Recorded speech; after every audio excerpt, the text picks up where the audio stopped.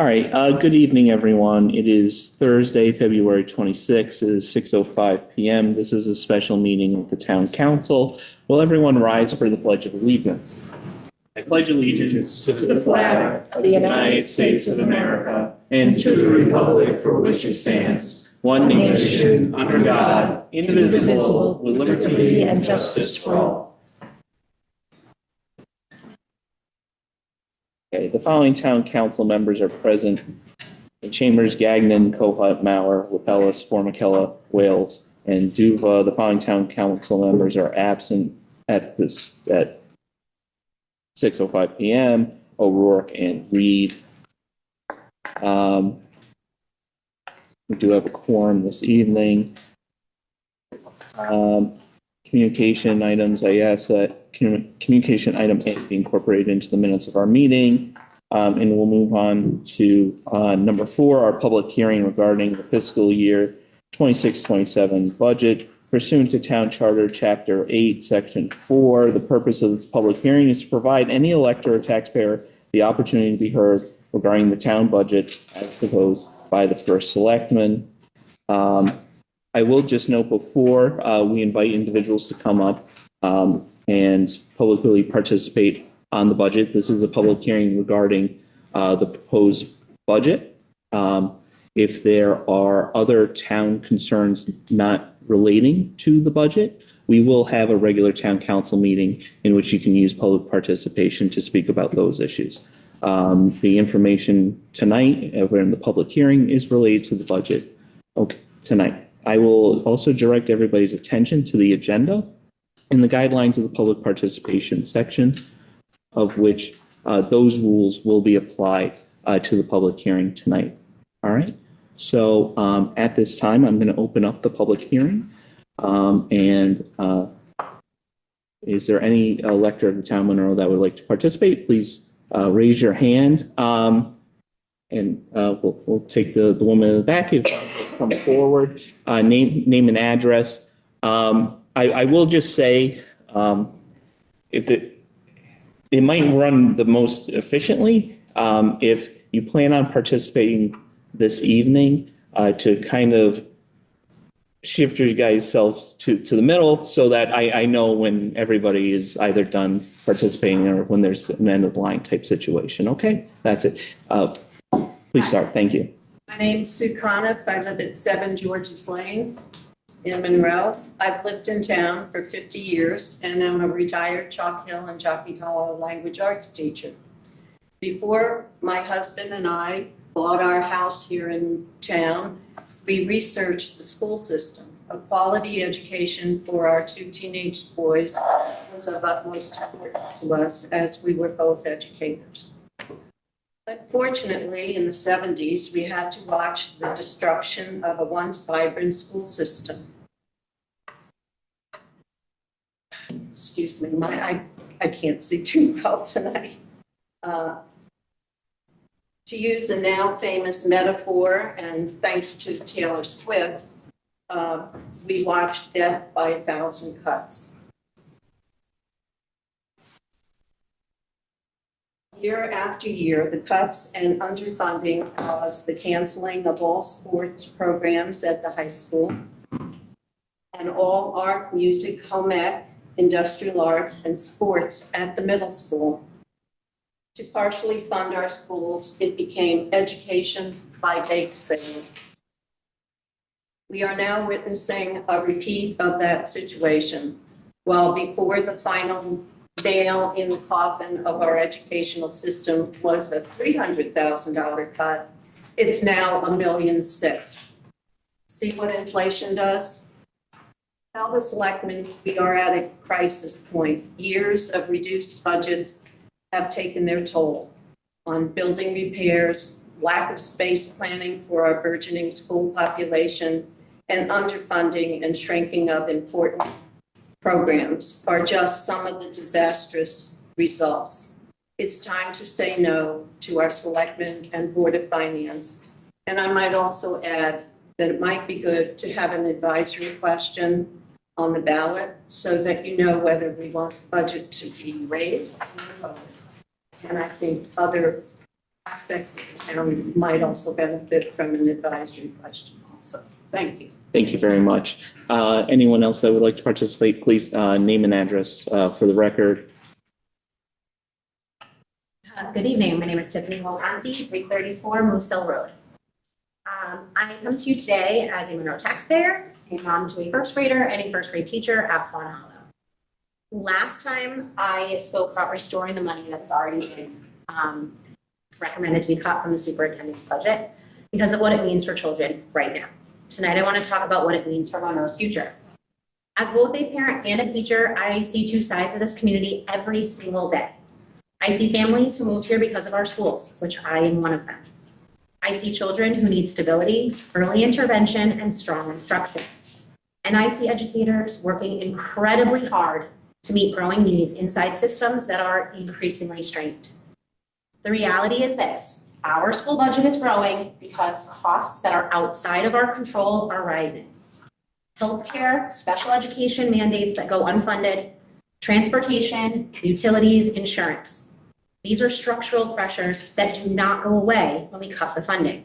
They simply get absorbed in other areas. When they get absorbed, it is usually by children. That looks like larger class sizes, of which we are already seeing this year at Monroe after cuts to last year's superintendent's proposed budget. It looks like fewer interventionists. It looks like delayed curriculum updates. It looks like postponed building maintenance, like a roof that continues to leak at Fawn Hollow. I've taught at Fawn Hollow now for 4 years. There has not been a single winter where we haven't had ice melt and someone's ceiling tiles collapse on student assessments, on student materials, things that end up needing to be replaced. Thankfully, it hasn't happened onto a student yet. Budget cuts look like staff reductions. Many staff members are also Monroe residents. Teachers, paraprofessionals, custodians, cafeteria workers. On my drive from Fawn Hollow to this building tonight, off the top of my head, I was able to name 24 Fawn Hollow staff members who live in town.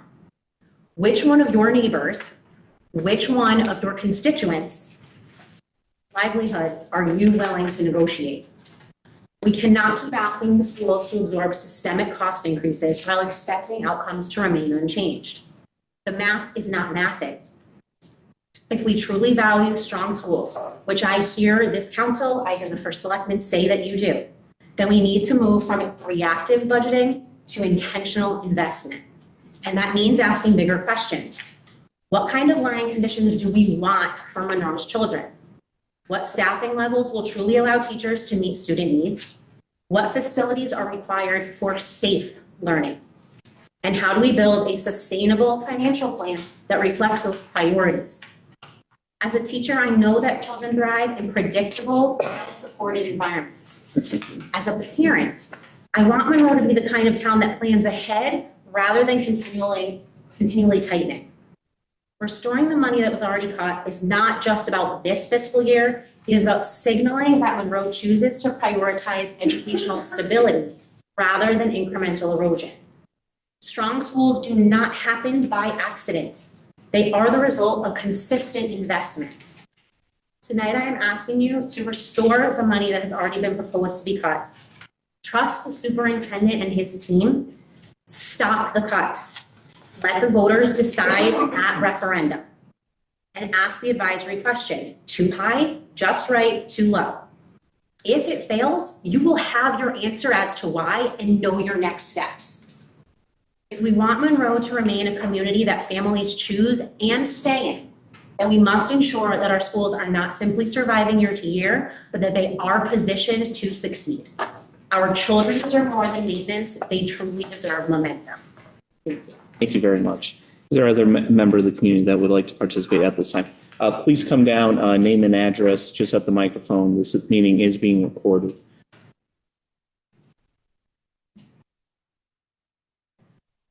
Good evening. Marie Blake, 359 Ribbon Road. As a retired Monroe teacher and a town resident and a homeowner, I am here to express my concerns about the cuts made to the education budget. One of the major functions of the Board of Education is to set forth a fiscally sound budget to meet the needs of our students and our schools. I know members of the Board of Ed met with school administrators to get a clear understanding of the needs of the district. Superintendent Kobza composed a budget to meet those needs. Workshops were held, discussions were had, questions were answered, and before the budget even got to the first selectman, the Republicans on the board slashed it by $250,000. Then the first selectman slashed it another $1.6 million. A very similar situation to last year. My question is why? Do you think there's fluff or padding in the budget? If so, where? I trust our administrators did their due diligence in putting forth the proposed budget. I have been to the meetings, I have listened, and I have done my research. In my opinion, there isn't fluff to the tune of $1.8 million in this budget. A cut of this magnitude will not keep our schools status quo, but it will inevitably result in loss of programs and staff. One Board of Ed member asked if we could limp along another year while discussing funds for an assistant principal. I'm sorry, but no, we can't limp along. We are Monroe, we are better than that. We should be soaring. So I'll close with these two comments. One, I want to thank the administrators for working hard at keeping this sinking ship afloat year after year. I think their efforts should be applauded. And two, I implore you to put the funds back into the budget and let the town decide by voting on the referendum. Thank you. Thank you. Is there another member of the community that would like to participate? Please come down, name and address. Be more prepared tonight. That's okay. Just go ahead. Don't worry about Good it. evening, Elizabeth Richard, 3 Founders Way. Here we are in 2026, once again navigating a challenging budget season. We are all feeling the pressure of rising costs in every aspect of our lives, and our schools are no exception. Given that the school budget has been the most consistent sticking point in our town's budget process year after year, I'm asking the first selectman and our town council to modify the budget referendum to include non-binding advisory questions specific to the Board of Education's budget. For example, is the Board of Education budget too low, just right, or too high? Questions like this would give residents a meaningful way to provide context alongside their votes, something a simple yes or no cannot capture. By focusing these questions specifically on the Board of Ed budget rather than on the budget as a whole, our town leadership would gain far more useful information to guide their decisions. I recognize that I'm not an expert on the procedural steps to make such a change, but I believe our town charter and Connecticut general statutes give us the authority to do so, and I sincerely hope you'll explore that path. Finally, for me tonight, I feel so strongly about funding education that I can't move past without reiterating my hope that the Board of Finance will reinstate the full budget as proposed by the Board of Education, and that our residents will have the opportunity to vote on that number. Thank you for your time and for the important work that you are all doing for our town. Thank you very much. Is there another constituent that would like to speak at the public hearing? Please come down, name and address for the record.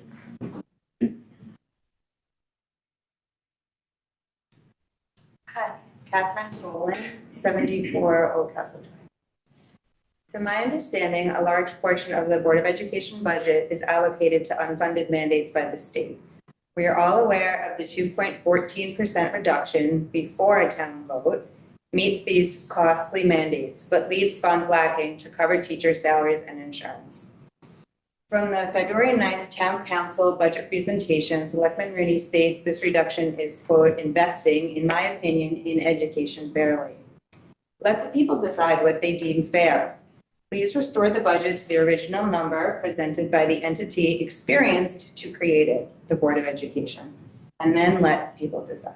Thank you for your time. Thank you very much. Is there another elector or taxpayer in the town of Monroe that would like to participate during public participation this evening? Please.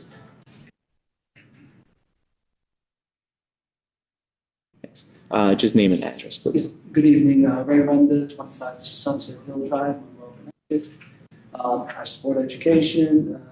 I believe restoring the budget for schools is very important. It helps our children, and it also keeps our values of our homes, stable and growing.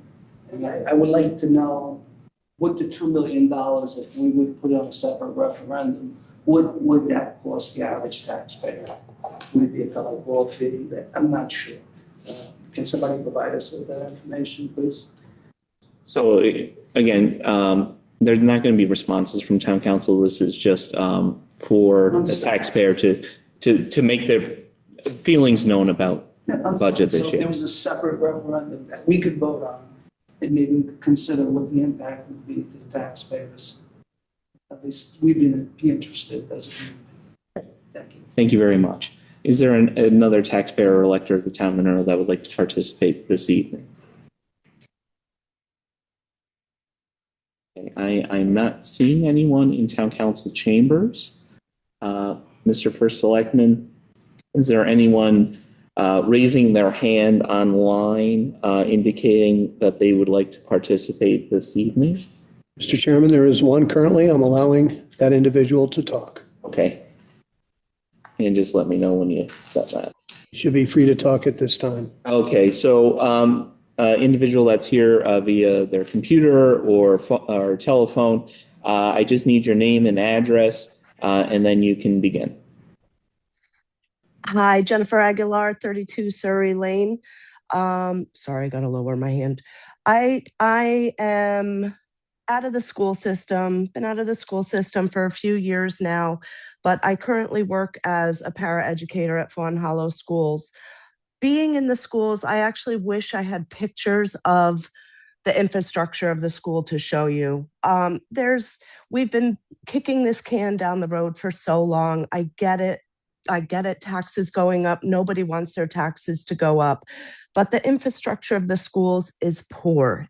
We haven't kept up with what's been needed. Being on this council before, I've heard this council say that the first selectman has done their job. They've done their due diligence. Let's just leave the town budget as it is. And I voted for that. Even though we had suggestions on how to lower the budget, I voted for that because I believe the first selectman has done his due diligence and knows his job. I ask you to please have that faith in the superintendent as well and the Board of Education. Thank you. Thank you. So individuals that are online at this point, if you have the ability on your device, you can indicate that you would like to participate by raising your hand, which is a yellow hand-shaped emoji. If you could do that so that we make sure we get to you, I'd appreciate it. Mr. First Selectman, has anyone else indicated that they would like to participate? Not at this time, Mr. Chairman. Thank you. All right. Back to here. Anybody? Last call. Okay. Hearing none, seeing none, I'm going to close the public hearing for the budget this evening at 6:24 p.m. Thank you, everybody, for coming out tonight. And now we will move on to our budget discussion with department heads. There is no great way to do this, as I say every year, about who gets to go first and who goes last. So everybody be kind to one another, and we will move through this as quickly as we can. All right? Make one recommendation, Mr. Chairman. Sure, go ahead. Our P&Z administrator has emergencies, so if we could Okay. help P&Z, I'd appreciate it. Sure, we'll do that. That's fine. That's fine. We can play favorites. So It was a request. If I didn't request it, I will just note that I believe our tax collector and town clerk had, as well as our director of health, I believe, had some conflicts this evening. So if if anyone has a question for either any of those departments, I would just ask you to email me and we'll get those answers well in advance of the 9th so that you have the answers to those questions in case there's any adjustment that needs to be made in any of those departments or anyone that is not here. All right, so if there are additional questions for those members that department heads that are not here, just email me and then I will approach those members and have those answers written out for you, okay? Mr. Chair? Yep. Just to add to this, I believe economic development as well. Yes, yes, yeah.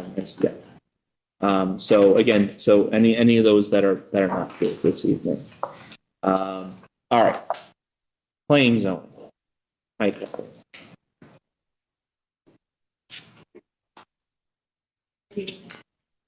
All right. What page? 93 to 99.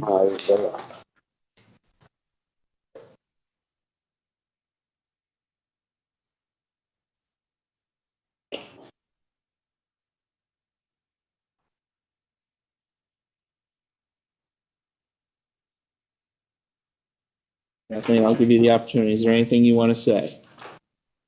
Not many major changes from last year's budget to this year's budget. We still have our legal notices continue to be a challenge from a financial perspective. The Voices stopped covering the town of Monroe about a year and a half ago. We've now had a full year of legal notice bills and invoices to utilize. So we were able to take basically real numbers in order to be able to come up with our number, which was $34,550, which is extreme, but unfortunately we have to utilize the CT Post for legal notices at this point moving forward. I actually have heard that their rates just recently went up again. So we do anticipate it to be a difficult year from that perspective. That remains one of our biggest just financial challenges that we continue to move through. But we believe the number is very accurate because we really want to take it from good information and invoices from this. We continue to operate under OpenGov. We have seen a lot of successes for that this past year, including from a financial standpoint. Everything's just automated, so there's no opportunity for something to get missed or to get delayed or not to get collected. So I'm very pleased with the way that that's been able to bring our revenue in and make sure that that's being collected as well. So a lot of success with OpenGov. So that probably is part of a different part of the budget, but we've been very pleased with the way that that's been operating for the department. Thank you. Just one brief question, and you might not be aware of it or not. I thought there was proposed legislation that would kind of reduce the posting costs of.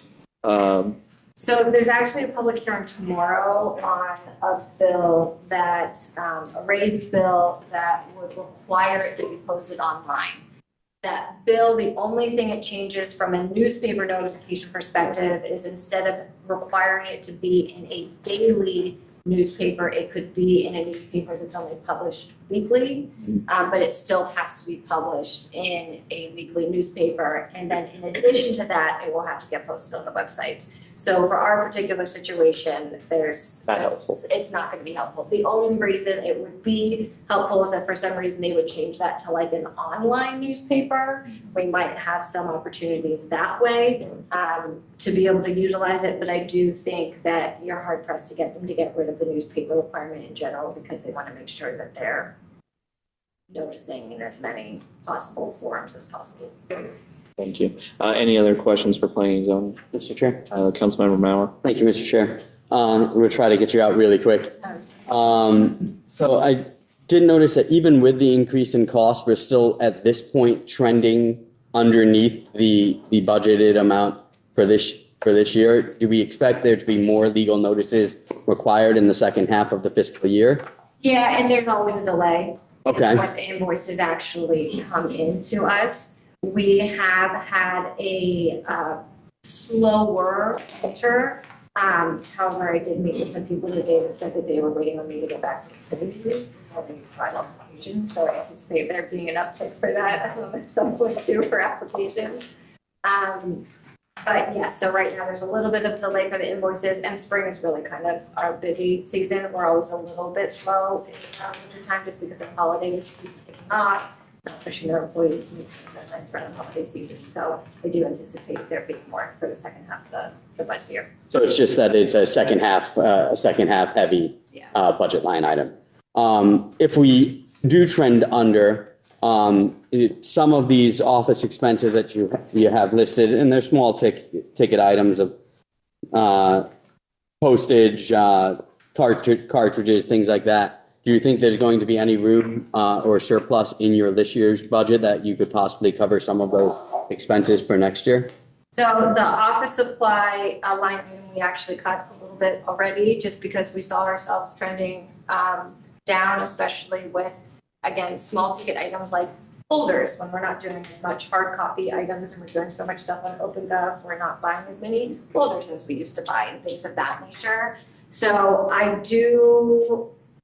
when we're only dealing with like office supplies of like $2,000, like one legal notice for us is $800. So like one public hearing for a special exception permit trends around $800. Where we can save that money, because we happen to have overlapping public notices and we can do them all together, then they each end up being a little less. So sometimes we end up trending downward just because we're able to combine some of those together.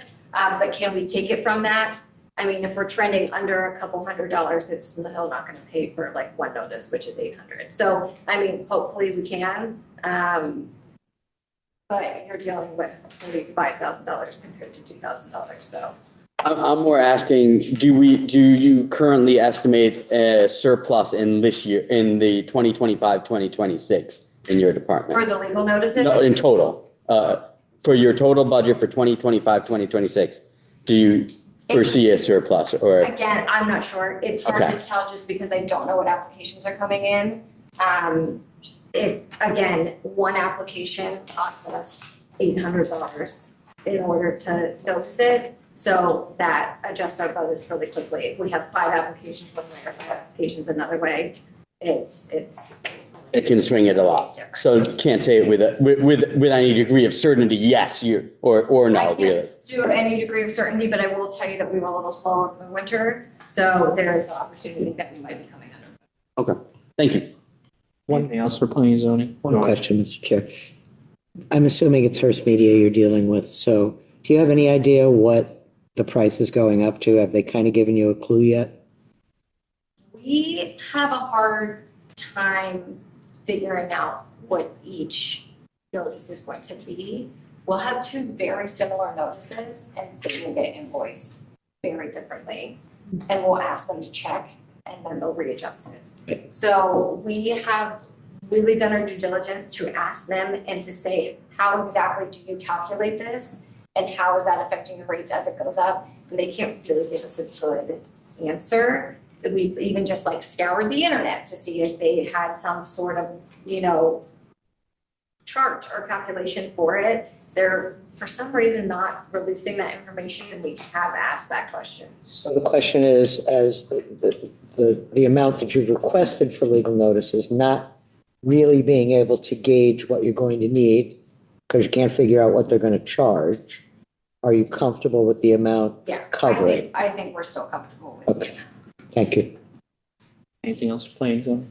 Mr. Chairman, if I could just add, I think we touched on this last year as far as these legal notices. When this occurred, we did call the voices. Kathleen came to my office, Vita. There's many departments that use this. And we looked for every possible option with every possible newspaper in the area.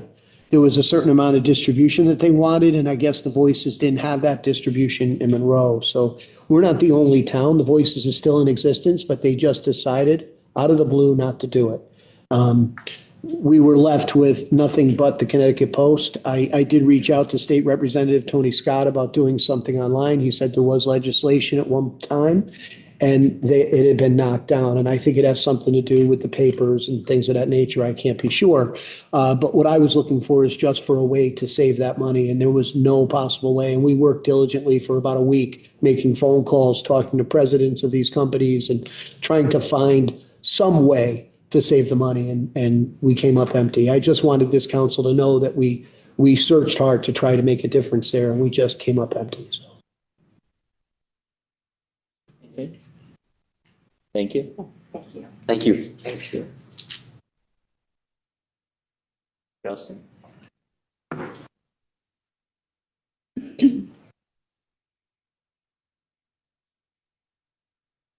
Justin, anything you want us to know? Besides you being the least popular person in town last year? That's about it, I guess.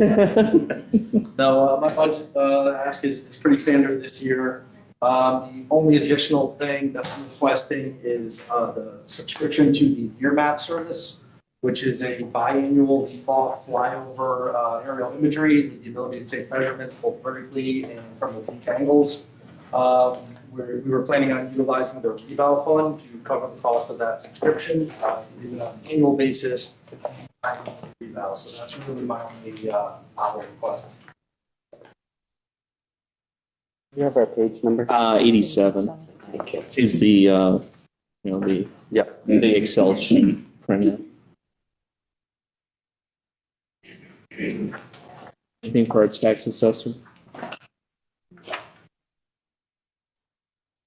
No paperclip, no question. Anything? Go once, going twice. Thank you, Justin. Thanks, Justin. All right. Building, Page number? it is not 89, 92. Good evening. Anything you need us to know? They're going to go because we're getting new code books in October of this year. And we're going to try to go with the ring binder code book. So that I think the pages out. So the copies sharing with residents. Do with the big heavy books, they just don't with file here. That's our request for this year.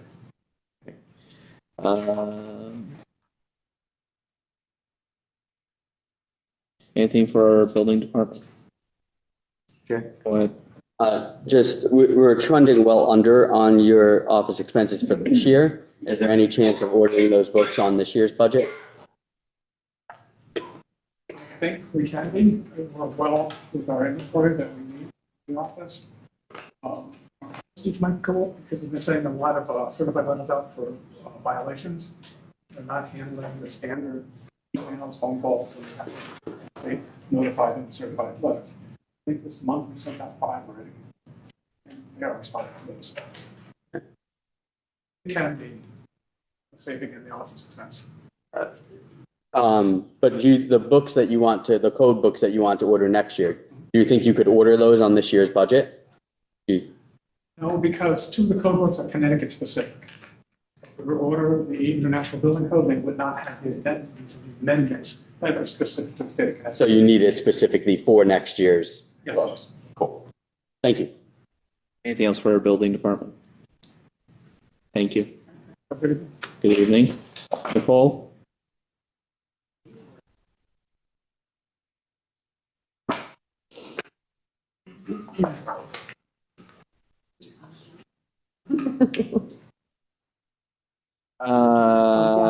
The 169. 169.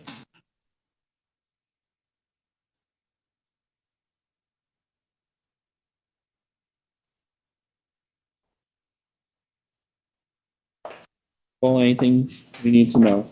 Well, I've been bang up here. My staff has really worked really hard. These programming visits, diversifying offering to the public. We are at door counts before COVID, probably from 2018. So they're really doing a lot of work on that. Some things, so people say, oh, what about the budget? Can't you get the budget on the books? Well, people actually are looking for books. We've actually had an increase of 3.25% on items borrowed. So that's anything from books to CD cases to DVDs and other items like that. People are still looking for audiobooks and CDs. We're also, and also they are looking at downloadable books. So I would say 17% of our borrows are digital and are in Of that 17%, audiobooks increased again. Downloadable audiobooks increased again by 17%. Based on that, you're going to see a slight increase in the downloadable line. I try to keep books stagnant for right now. The biggest thing that we're partnering with all kinds of, all our own departments within the town and not-for-profits in town. And trying to do as much as we can do there. We've got an 18% increase on total programming, and that's on-site outreach and virtual programming. And we've also, our attendance has actually increased by 26% as well. The most important thing, if you haven't come yet, is you need to come check it out before you buy it. We have what's called a library of things. The biggest thing there is the metal detector. It goes out, you can take it out for 2 weeks for your library card.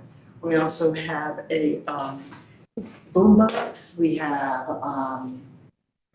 travel adapters, anything that you could possibly want with your library card. So get your library card. That's part of it. And that was a collection that was launched in April of 25.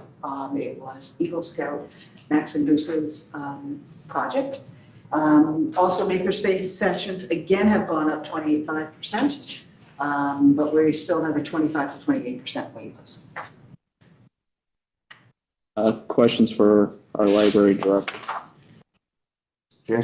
Councilmember Monroe. As you mentioned, and we kind of talked about it last year too, that you have this wait list for the makerspace. And last year you mentioned the need for another person. Is that a need that still exists? Yes, it is still existing. Actually, this summer I did a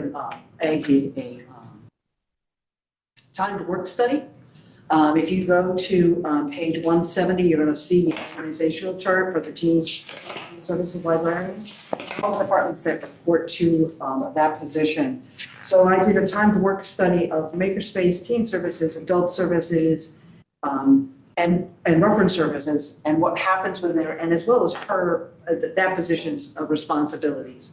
And that was, they are working over 20% of their time. So when I present that to other places, they say, well, 20% is really warranting another position. So it is still within that department. That person would be doing anything from the makerspace assistant, setting up programming, doing take and makes, helping the adult services plan the programming, and maybe actually attending a team program, facilitating for teams, supervising their events.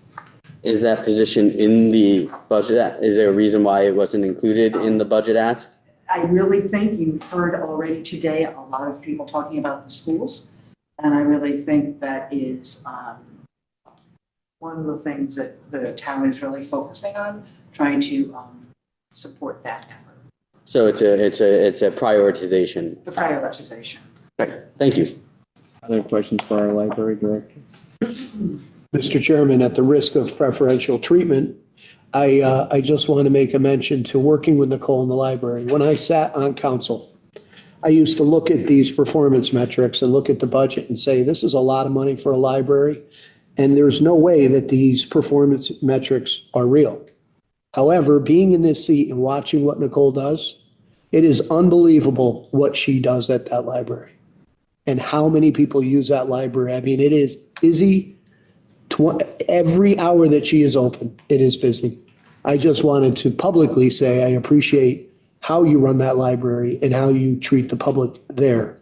People talk to me about the library all the time, and they're constantly complimenting the fine work you do there. So I just felt, once again, don't want to be accused of preferential treatment, but I think that this was well deserved. So thank you. Thank you, and I'll make sure that the staff hears. And Mr. Selectman, if I can add to that, one of the things that I want to put on top of that is that it's the metrics and the utilization is across all age groups and all parts of Monroe. Yes. And that to me is one of the most impressive things about And that. that's why we need that position, if not more positions.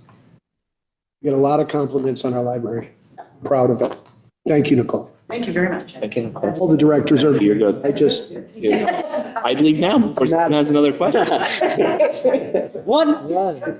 Fire Marshal. Page number. 135. Thank you.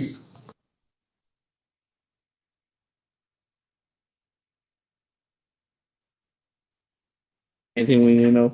Evening. Share anything? Business as usual. My business doesn't fluctuate a lot. I mean, it does, of course, at times for emergencies, but.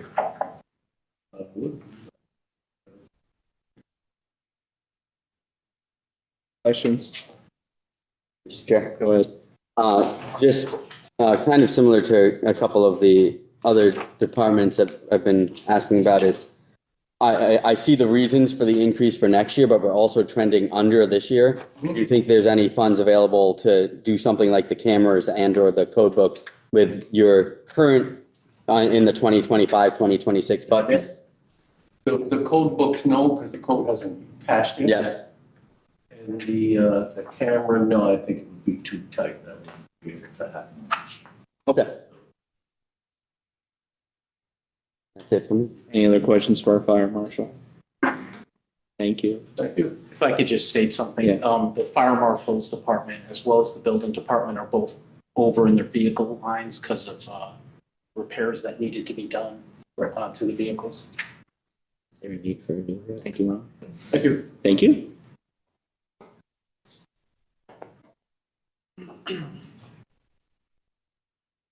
Parks and Rec.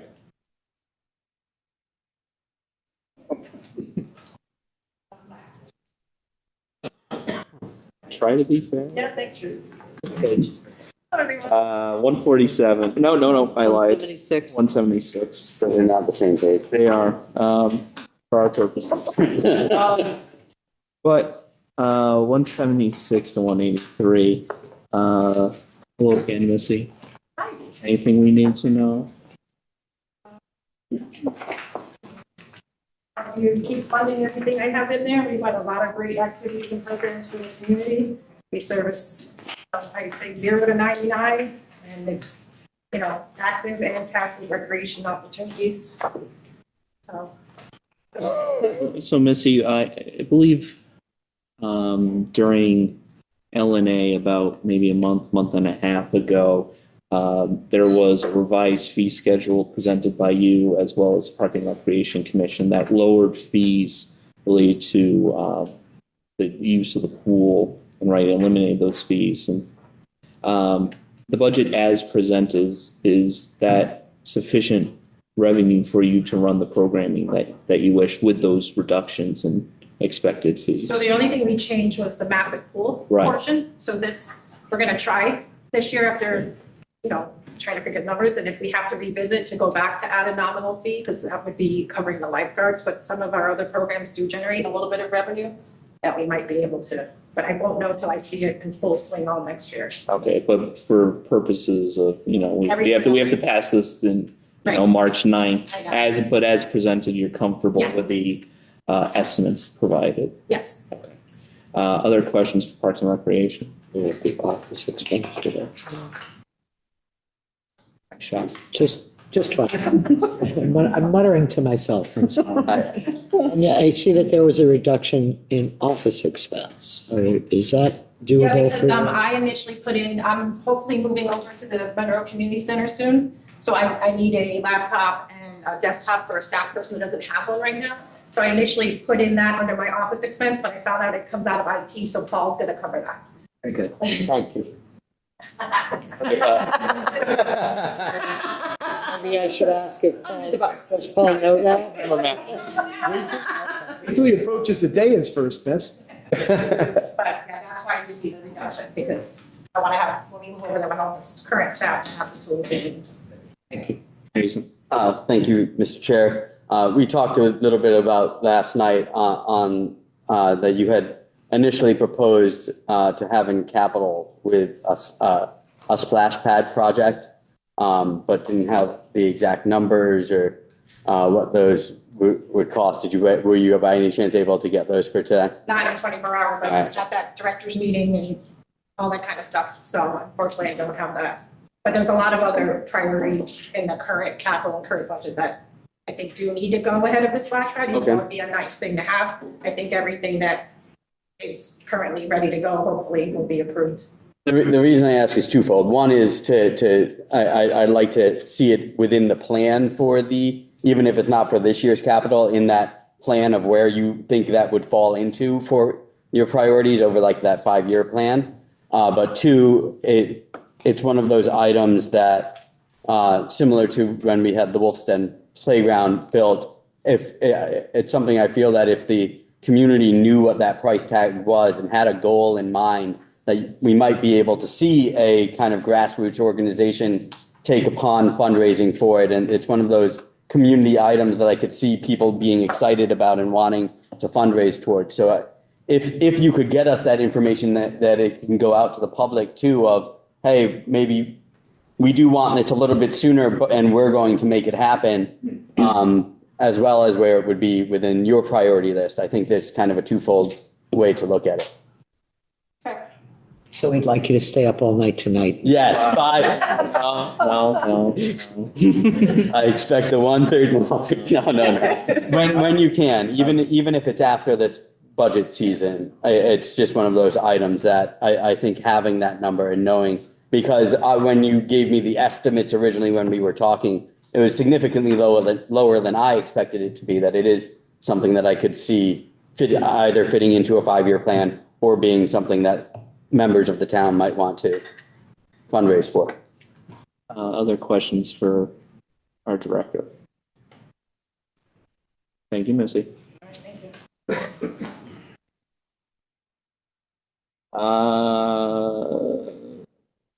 Kim had to go last night.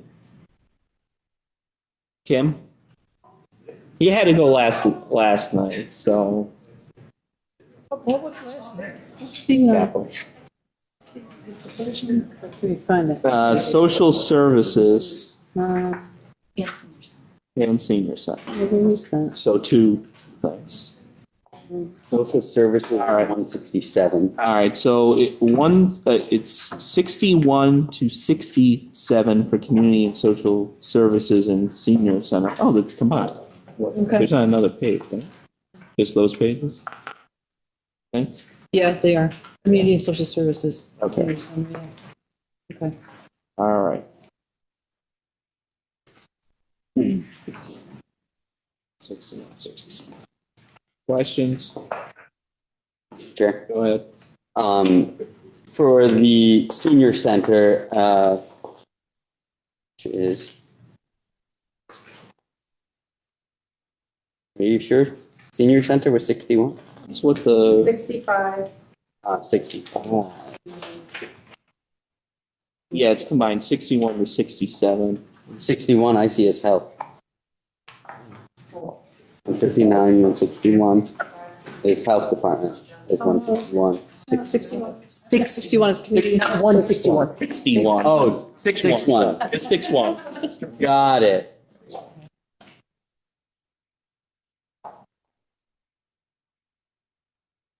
There it is.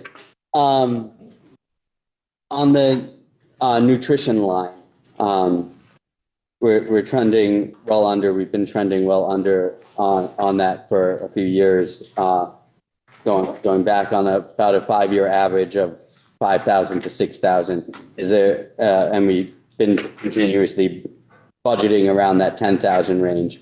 Is there anything different about this upcoming year that warrants keeping that line at 10,000 level? Well, that line goes towards a couple different things. It goes towards various luncheons, it goes for kitchen supplies, it goes for coffee and other nutritional supplies. As you may or may not know, I had some horrific things happen this year, so some of the planning activities did not get done. So we have some activities that we're, for the Easter holiday, St. Patrick's Day, and we've already, we've got an order in, a big order in our coffee order. So those funds, we usually do come pretty close to spending them almost fully. Yeah, we've got plans in the works to spend them on activities for the seniors. Okay. Yeah. Thank you. You're welcome. And then do we want to just do senior center or do both of them? No. Whatever you got for Kim. Okay. Then that. Next one was the 167. I don't know. Yeah, social services is 167. Yes. Yeah. Yes. 64 to 160. This is why I was confused because I was on social services. No problem. So a lot of the R&M, the operating expenses, I see the rationale for the next year's expenses, but we are trending underneath right now. Is there any of the things that are listed under the things for next year that we think we could possibly do this year? I thought R&M was right on target. And we're currently at, It's a little over, well, it's over because of those issues I was explaining to you before. But repair and maintenance, actually, we've had a couple different issues with our furnace this year so far, so. so it might be a matter of invoices not having been put in yet to show, or Yep. She changed a couple of vendors, so we have to close down the others. Well, actually, that's not repair and maintenance. I think that was utilities other. Sorry, you're talking about, let me just look.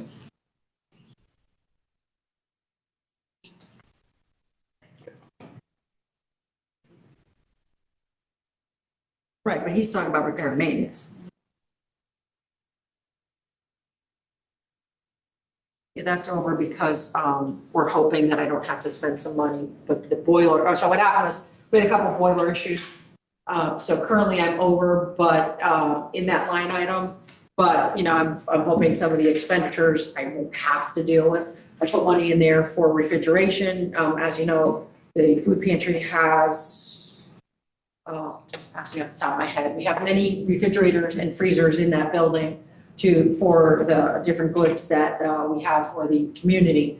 And I always put money in there for refrigeration services. And luckily, we're pretty up to date on the service of those, and hoping I won't have to spend that. So I won't be over that $200 in that line item. So you've got money that we've been spending, then we have money that's encumbered. And some, is there in case of an emergency. I think there's $300 and I spent a couple. and on the operating expenses year to date, or at least as of, and I also assumed that this was a typo in the book that it says year to date to 12/31/24. I'm assuming that's 25. Okay. For a second, I got excited that I was finally getting the year to date on the previous year as well that I've always wanted, but we were at 233 of an estimated 2,622. That the year before, 24-25, we actually only spent 1,200 after budgeting around 2,500, and that's been a historic. Which line item we're talking about? Our operating expenses. Things such as cleaning supplies and our materials for these volunteer recognitions and things like that. Since we're so far under, do you think we could buy some of those things this year and lower that budget item for next year? Well, the volunteer recognition comes up in April, so that money will be spent at that time for them. And we usually spend that entire thing because the pantry relies on volunteers to operate. So it's a way of giving back to them. But we haven't spent that entire thing. For the past 5 years, we've been about half of our budget on those items. On the overall item of operating expenses, we've been budgeting 2,600.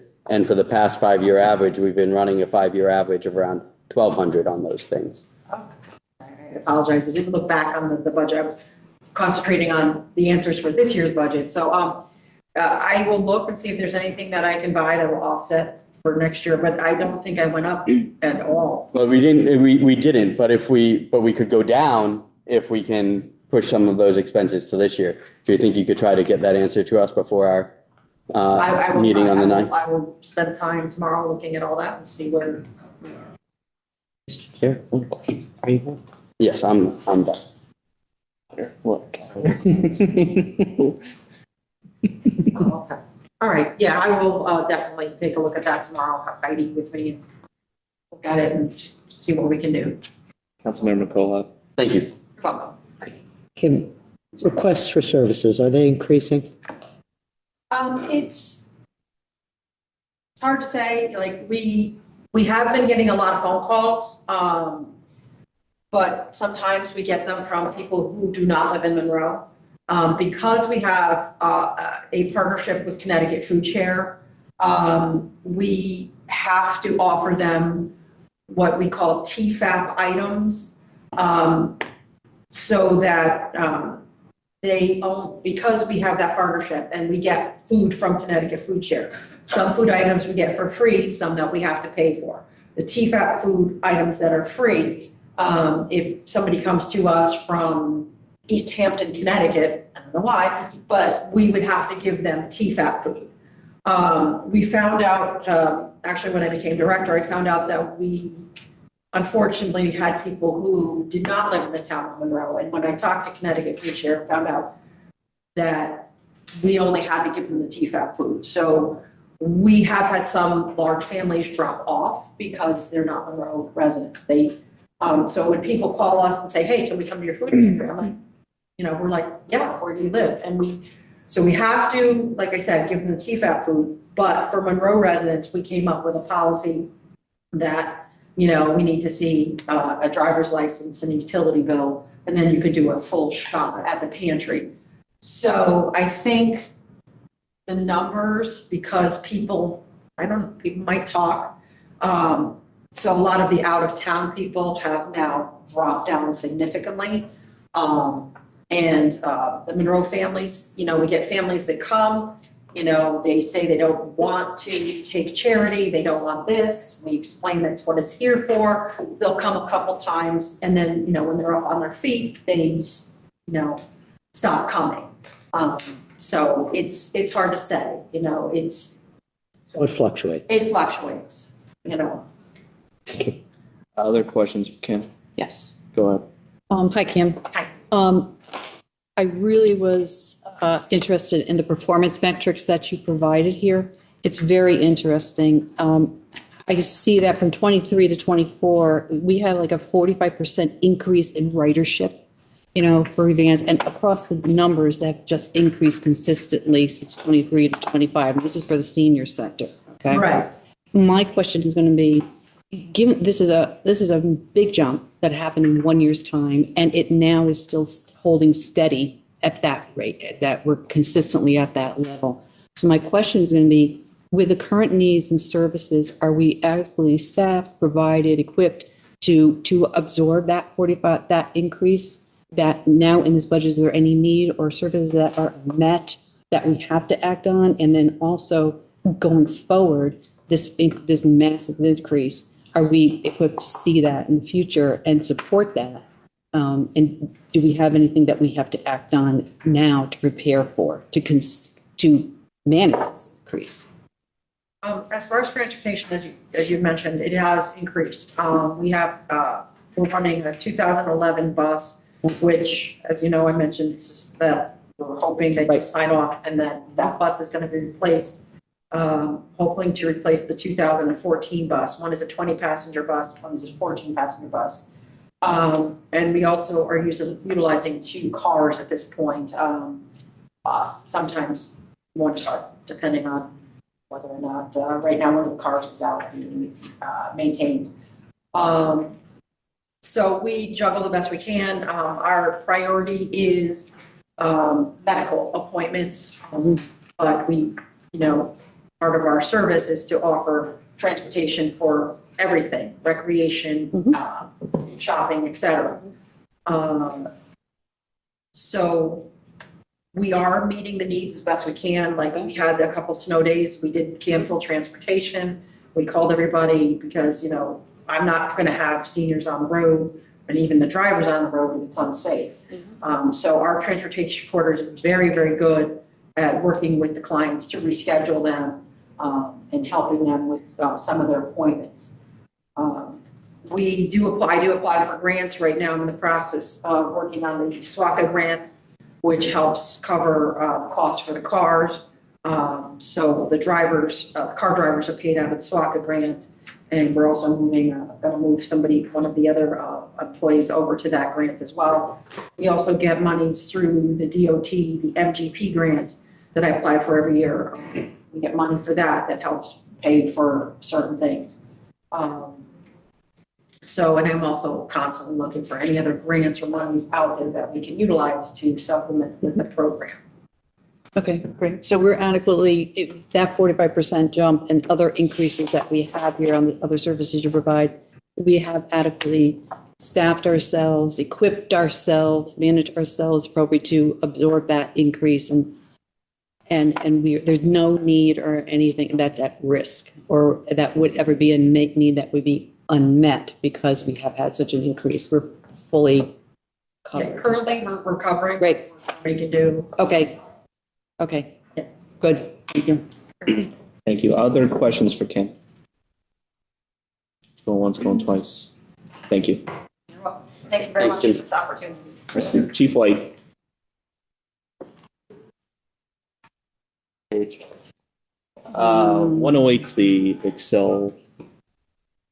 Yeah, 108. Chief White, receiving $127,000 for the police salary uniform. That's related to the contractual increases. Correct. Most of the increases, if you go through our budget that we presented, is contractual increases of that type. We went line by line. We eliminated a lot of different products that we were outdated, we weren't using anymore, so we eliminated just about everything we could.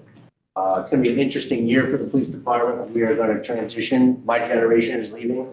Most importantly, my number 2, Greg Smith, told me yesterday he's accepted a job at St. Vincent's. So there's going to be a lot of movement in the police department. We're going to have multiple openings from the retirees future retirees that have expressed to me that they plan to retire within probably the summertime. So one of our cost drivers will be the hiring process. It's expensive. We're going to try to absorb some of that right now because we're already ingrained into that. So we're trying to pay for polygraphs, psychs, with the money we have, but I anticipate that going further into the next year.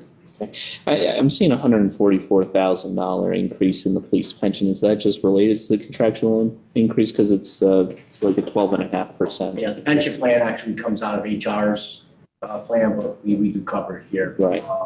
And that is requirements of the seniors pension plan. Other questions for the chief of police? Chair. Councilmember Mauer. Just based off of what you were talking about with the hiring, we could probably expect with retirees and longer term going and newer officers coming in that those hiring costs would kind of be offset by salary. There will be some. There's going to be an ebb and flow to that because we have 2 options. You could take a lateral officer from another town, which I expect to still be the case up until about 2027, and then the retirement plan is going to change. And that well is going to go dry. So then at that point, you're going to be looking at all brand new hires. Okay. The problem with that, though, is now you're training them for that entire year. They give us no service. So that missing body still exists on the road and in patrol. So you're backfilling that with overtime. So that's the trade-off. So it kind of circulates around and kind of evens out that we feel comfortable with these. Long-term, yes. Yeah. You could have some ebbs and flows. As long as they stay, right? As long as they stay, which has been good. The last couple, about 10 years, we've had a strong retention with our officers we've had, and we've done well drawing from the other towns. New Haven and Bridgeport and Trumbull, we've done quite well attracting people to town. And then the other one is actually, Ron and Heidi, just a typo in the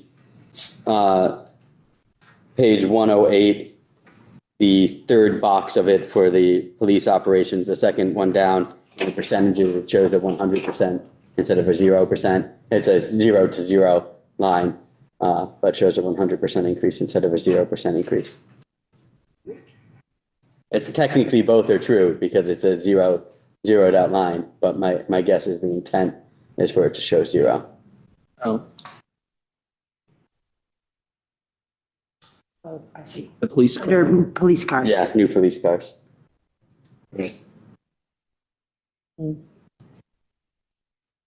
Other questions for our chiefs? That's it for me. Hearing none. Going once, going twice, sold. Thank you. Thanks, Chief White. Thank you. Public Works.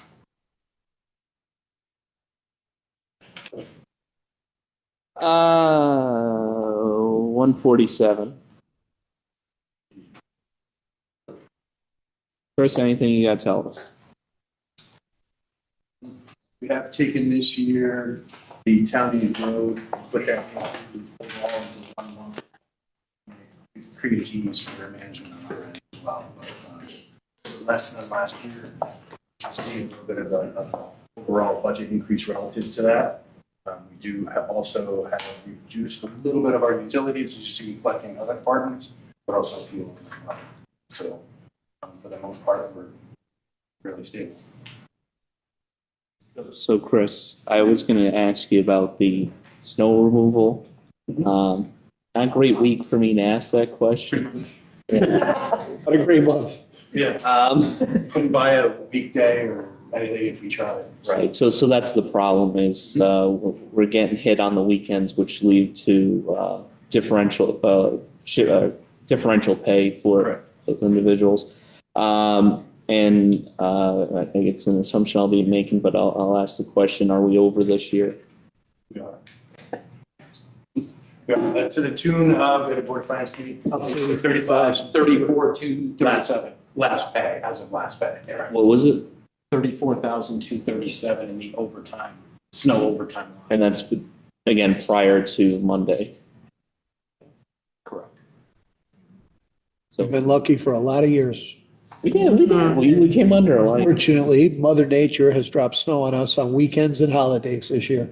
Yeah. Yeah, 2 events, 9 of which were Sundays and 2 of which were holidays. So that's what's driving the snow removal costs. Correct. One thing, if I don't mind, is a testament to Chris and Deputy Director Bill Phillips is we were prepared for salt and sand where other towns were running out. We were ahead of that at least, thank God. Yeah, the guys have really been hustling, Bill's been working more than ever, and it's, it's winter, it's our job, it's what we're supposed to do, but appreciate it, we can get it. So, snow dance, please, the best you can. Yeah, next week's not looking great either. Well, hopefully it'll pass. Right, well, leave it at that. I've seen to the positive of that, so. For the purpose of budgeting, and I did mention this, we do have that disaster emergency fund. I believe there's around 700,000 in there. That's the fund we used during the floods. I think I had mentioned this before. So we do have a backup plan if need be in that area. So just so this council is aware. Other questions for Chris? No, just, I'm hearing what the first selectman is saying, so I'm assuming that you're not considering another winter like this, perhaps. We have it, we can't anticipate, if I had the magic 8 ball, I'd love that. It's built into here and we have a backstop. So we can maintain the budget as is and we have a reserve in case we go over. So therefore, try to be as prudent as possible, and be fiscally responsible. I can't, if I built that in, I'd love to, but we have it already done, so. I hear that. Thank you. Just wanted to clarify that. Councilmember Bauer. Thank you, Mr. Chair. On the salary highway maintenance overtime, we've been trending on a 5-year average around like that 40,000. We've been budgeting 60,000. We've talked about it before, like that needing that little bit of a cushion because you don't know what you don't know. Do you still feel like that 20,000 is the appropriate cushion? Because we can even utilize that looking forward, 20 for 30 at the moment, right? We may not be able to tap, but it's a built-in for, if I had the magic 8 ball, I'd love to have that and say, we didn't need it, but that would be something that would cover the other storms and such like that, that's not snow related. And on the other side too, you feel it's enough of a cushion that. Correct. Okay. Because that would relate to the same fund if we needed to go in that direction, where it's, not an over ask basically for a budget. And then you touched upon my biggest question, which was the town aid road consolidation. And when I did add it up, I did see that it was decreased a little bit. Is there a reasoning of why we're seeing that decrease? We previously, correct me if I'm wrong, we just had extra in reserve. So what we did was last year, if I'm not mistaken, we allocated all of it. Therefore, it was a higher number in the budget. And moving forward, we're allocating all of such rather than, because we have the 700 in reserve in a different account, if you will, fund source. That's why. So this is more accurate to what we should see as the annual. Pending what the state does? Right. Correct. And then do you have a time range estimate on the stormwater drainage study and when we expect to kind of have that report finished? Explain that a little bit more. I know we've been working for a while on the stormwater drainage, doing our evaluation so that we know the full town-wide evaluation of what needs to be replaced, what needs to be done. Right. So in conversation, we're doing what we can in-house. We're not globalizing the town yet. I mean, that is an ongoing continuation process. Sometimes the drive will be because we have issues. Other will be because we're tied with what we're looking to do for drainage work. Thank you. Mm-hmm. Other questions? Public Works. Hey, Chris. Perfect. Thank you, everyone. Thank you. Appreciate it. Thank you. Emergency medical services. 142.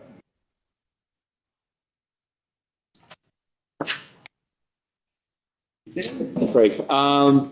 Anything we need to know? No, I would say continue to have fairly significant call volume. We're down a little bit from last year, about 1,720 calls for 2025. Most of our increases are contractual across the board. Take any questions.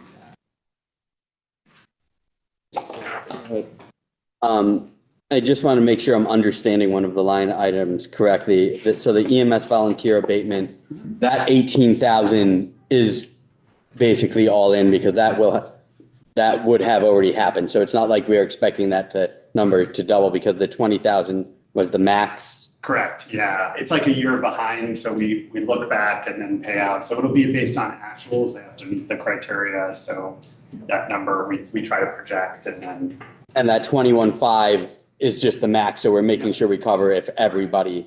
Okay. Wanted to make sure I understood that one right. On the operating expenses this year, we're budgeting under. I was wondering if you thought there was any chance the cameras could be purchased under this year's budget instead of next year's.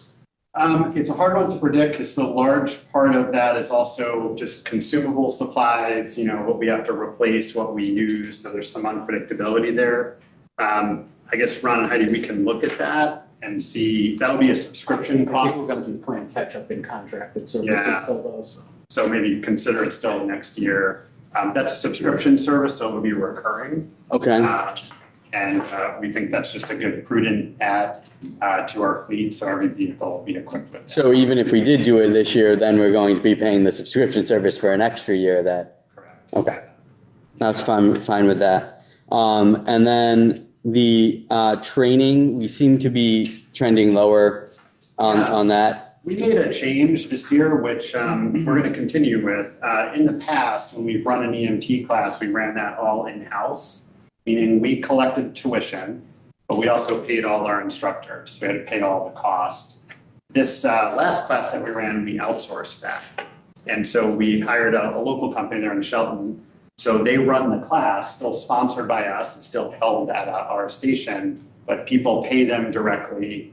They decide what to charge and they pay their own instructors. So we have shown a decrease there to assume we're going to continue with that. There's still some other costs we pay for a service where it gives our folks the continuing medical education to research. EMTs have to do 40 hours every 2 years of certain curriculum. So there's still a cost there, and we certainly send folks to certain specialized training, but that's the decrease that you're seeing. It's getting us out of paying the EMT instructors. Thank you. Yeah. Mr. Chair. Go ahead. Chief, a couple questions. With regards to outsourcing the training for the EMS, is there a differential between the consulting company that does this course at the EMS headquarters versus what you were charging? It did go up a little bit, but we were undercharging. And it almost got to the point where it was backfiring in a way because the class was so cheap, people were, kind of evaluating, is it really a good class? I would say it's a very market competitive fee. It was about $1,200. You can, if you look at EMT classes, they can go up to 15, 16, 17. What were we charging? We were charging, I want to say 900 if you were not. Do you think that $300 differential in the outsource fee versus what you were charging is going to impact the number of candidates that might apply for the EMS training? No, I think it's been helpful. One of the things that they brought, which was hard for us to do, we actually did a hybrid class this past time. So it was 2 nights a week, live virtual sessions, and they have the technology to do that and all the curriculum. And then every other Saturday in person at our station. And we heard from folks that it actually enabled them to take the class because they couldn't be there 3 times a week with work and stuff, but they're able to dial in. The other thing is the record keeping and the administration has just gone, it's kind of gotten really burdensome. And so they take on all of that, all the paperwork with the state, all the equipment that's needed. So it's given us some flexibility. We can decide how many we want to run each year too. We're not kind of constrained by what we plan for. So. With regards to a follow-up on the purchase of the new ambulance equipment and specifically the change in design that we're looking at, I couldn't help think about you over the weekend with 20 inches of snow and heavy stuff. It's not a fun weekend. With the new format or the new chassis or the new layout versus, the older, heavier wagons, which one, I know it might be impossible to answer, but which one would have had a better chance of navigating those conditions? Yeah, it's hard to say. Honestly, I would say nothing navigated the conditions. We got some help from DPW. It got to the point where we couldn't respond without a plow truck in front of us. Yeah, I was just wondering if that dually arrangement that you have on the existing ambulance would have made a difference. So the new truck is all-wheel drive. That was an important one. So essentially a 4-wheel drive truck. 2 of our 3 ambulances now are 4-wheel drive. So we think it's important to have that. The current ambulances with the 4 tires in the back, there's pros and cons. One is it's heavy, and so when it slides, it starts sliding and you're not going to stop it. But we've asked around, AMR and a lot of, Stratford, Trumbull all use the similar van type now. And we're getting stuck just as worse as we were and, getting through when we were too. So I don't think it's probably just negligible. There's probably some pros and cons either way, but yeah. It's just I hope not to repeat that weekend again. Other question? Mr. Chair? Yeah, go ahead. Thank you. Chief, I noticed there's a fairly significant increase in the contractual services. Is that just an increase in their charge or is it an increase in the need for coverage? So I think and Ron, you just keep me honest here, I think the comparator to the last budget year is not a direct comparator because we were in the process of negotiating the contract, right? Am I right? The numbers So I know we did a budget transfer. I'm not sure if it's in the actual budget document. It is used at this point, so. Yeah, the 49. We just say 9th and the 23rd. No, is it in the budget? Mondays. Yes, thank you. It's not. Yeah, so probably not. A budget transfer was made. We had it in contingency because the contract was being negotiated. Right. Negotiated, yeah. We didn't want to disclose all the numbers publicly, but right. But yeah, so it's basically if you have the actuals, this is just year 2 of that contract with a pretty routine escalation. So there's no need for additional coverage at this time. Okay, that's all I wanted to know. Yeah, everything's been going well with that contract. We'll have one more, I think it was a 3-year deal, so we'll have one more and then we'll get into looking at contract. Thank you, Chief. Other questions, EMS? Once choice sold. Thanks, Craig. All right, thank you much. Thank you. Volunteer fire services. I believe they begin on 118. We will take all 3 at the same time.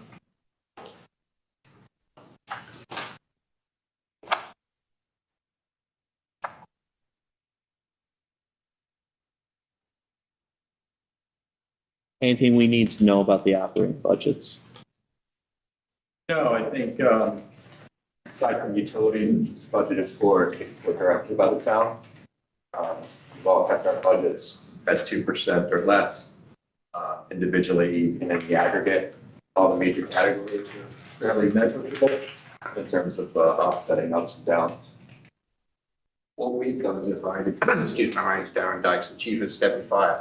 What we've done as a department is I've seen it's quite a significant increase in the amount of volunteers that I have that are active now. So to take some expense away from this, I've been actively fundraising to cover the expenses because I have to keep the firefighters engaged, keep their families engaged. So when the call comes in at 2 o'clock in the morning, they're happy to jump out of bed and go. So I have many events throughout the year which are quite costly. We have the Tri-Company Holiday Party, Tri-Company Awards Banquet, multiple family picnics and events, adventure evenings for the firefighters. So I'm having three boot drives this year. We just had a bingo evening, which the first selectman called bingo for us. He did an amazing job. So we are actively fundraising ourselves to keep these budgets down. We're doing our very best. And the costs are increasing for everything, as you know. And anything where you label emergency services to it, the price just escalates over and over again. So we just... One thing I'll add to that is we do an annual mailer fund drive. Can't quite put our fingers on that because I think our relationships with the community have been very strong. We continue to trend downward. We're in some of our lowest years of all time.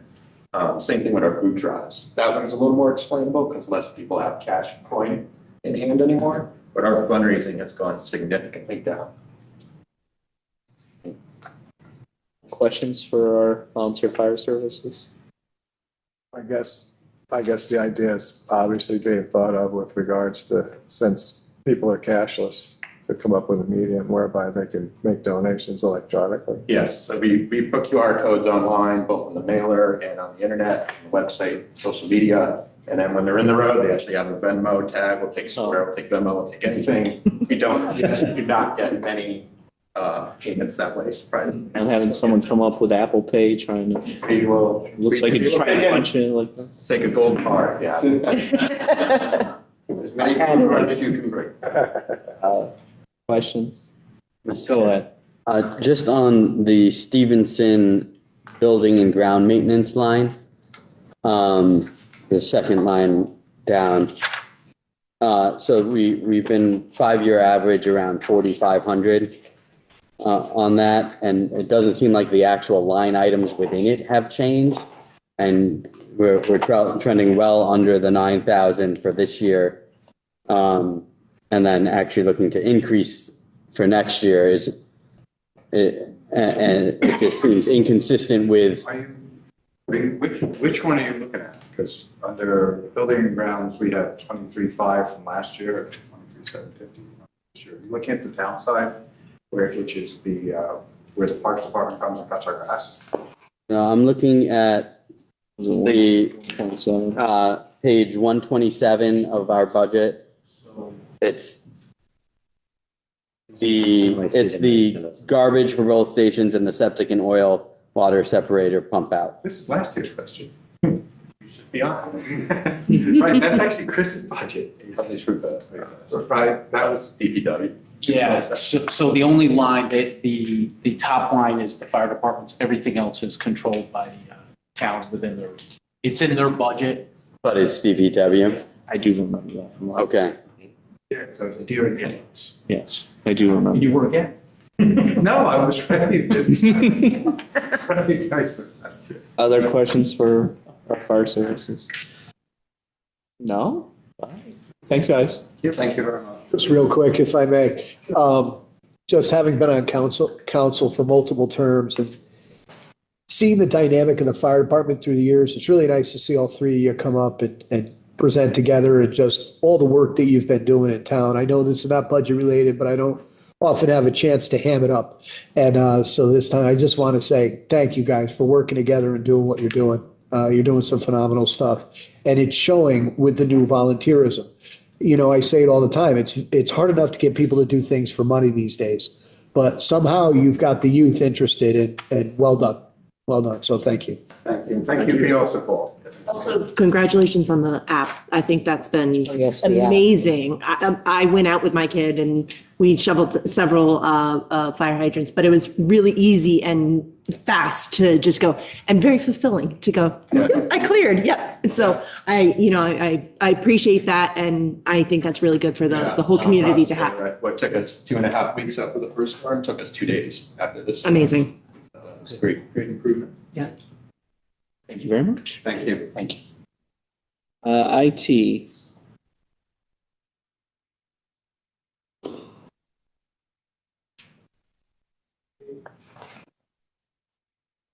Paul.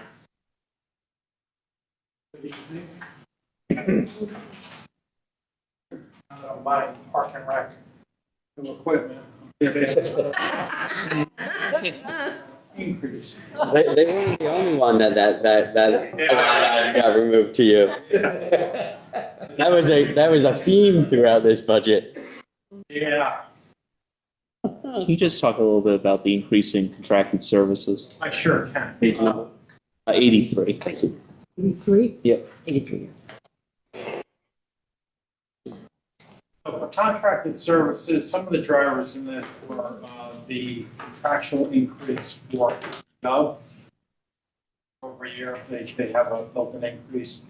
Another increase that we were able to cover this year was town-wide cell phones are all Apple devices.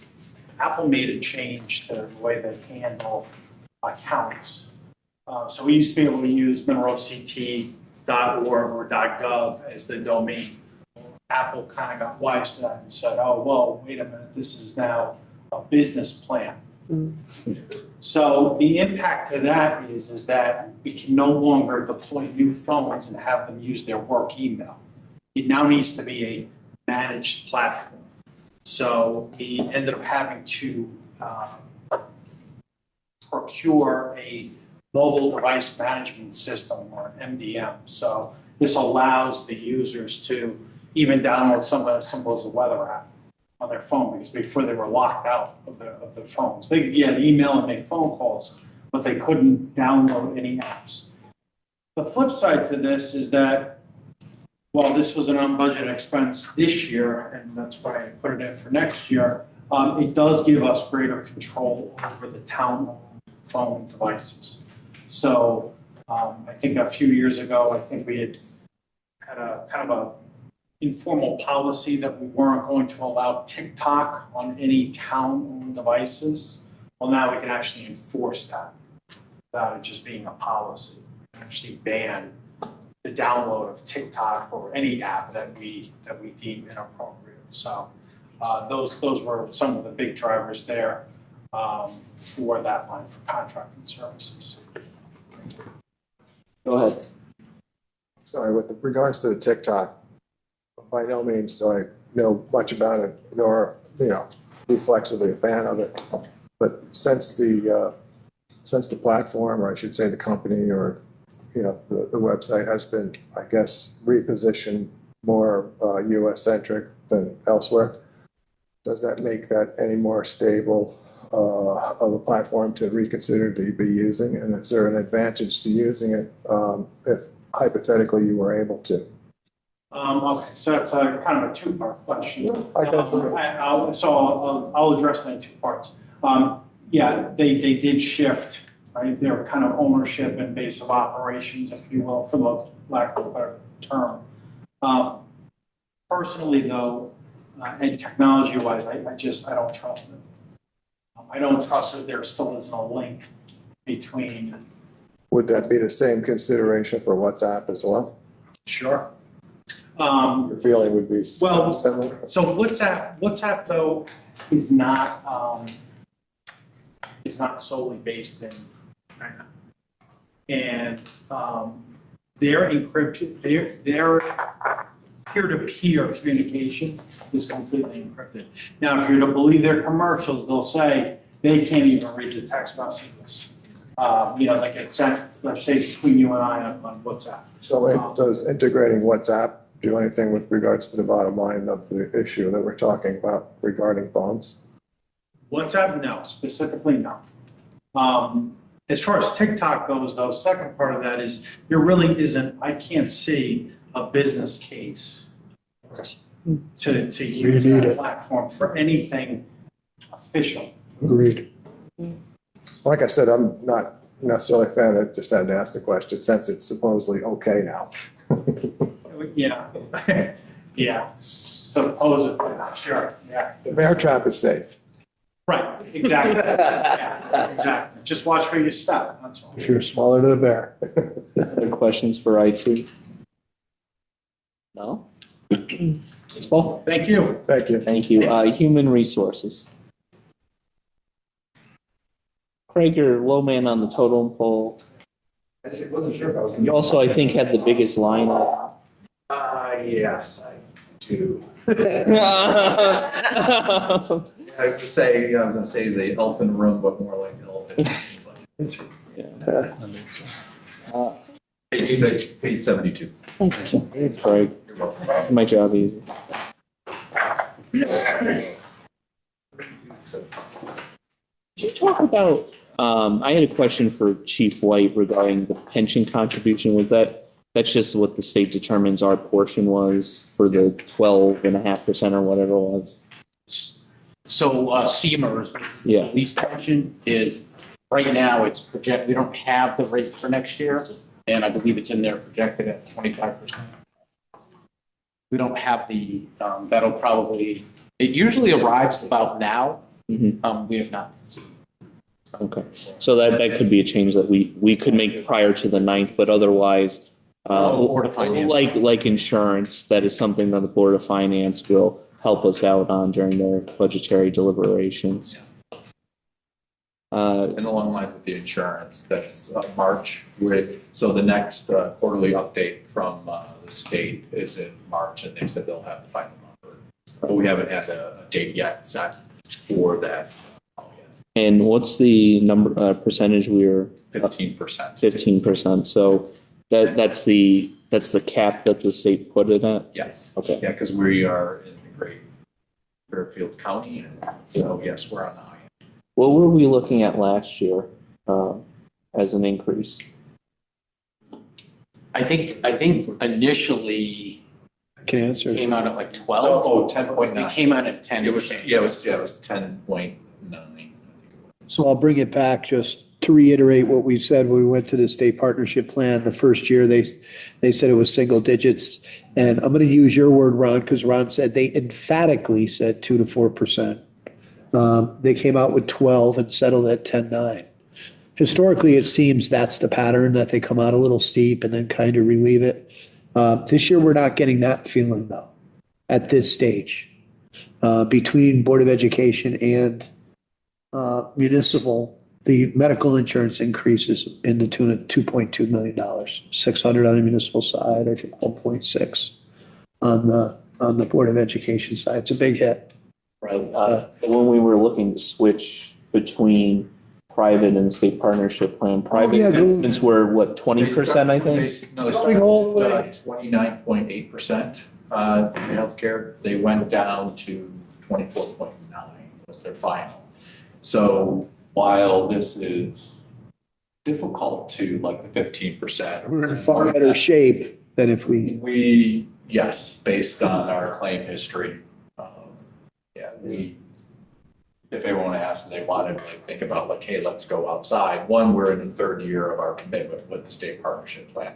But at this point, talking with, with Lockton and so forth, based on our claim history right now, we would not be in a favorable position. Questions for HR? Councilmember Bauer. On the retirement plans, HR retirement plans, is it just the second half of the fiscal year heavy line item? Because the trend seems to be that the final cost is right, but our year to date is so low that.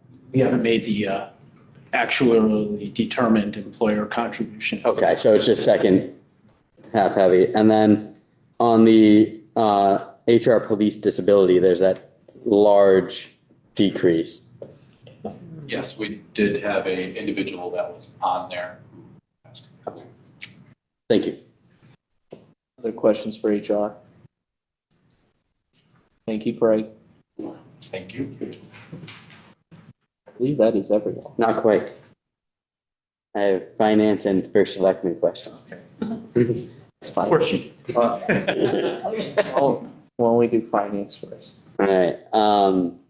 So I want to start actually in our revenue estimations on page 20.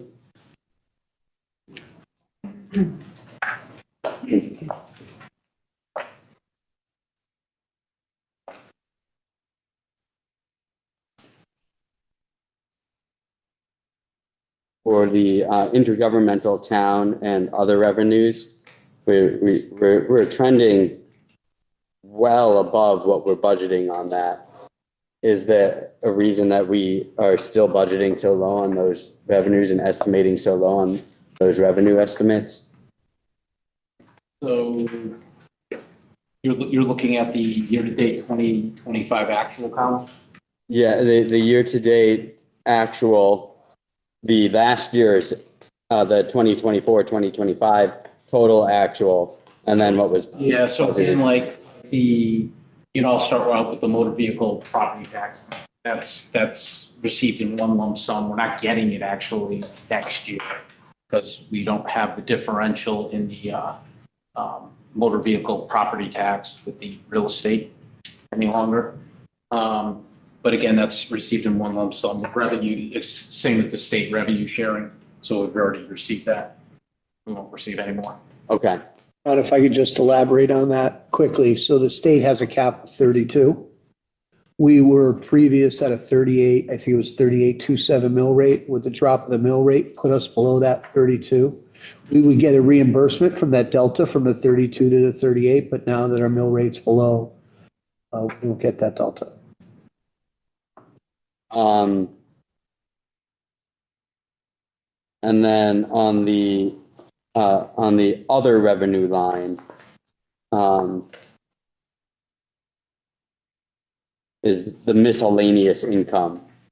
We've been trending well above what we're estimating there, and I didn't know if there was a rationale on that. So,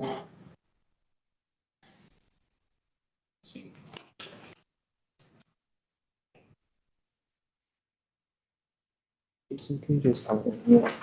Page 20. Still 20. Yeah, still 20. It's a couple lines down, and then its miscellaneous income is 22 is the fell out of it that we've been budgeting 95,000. So the largest portion of that on an annual basis is a reimbursement from our insurance carrier.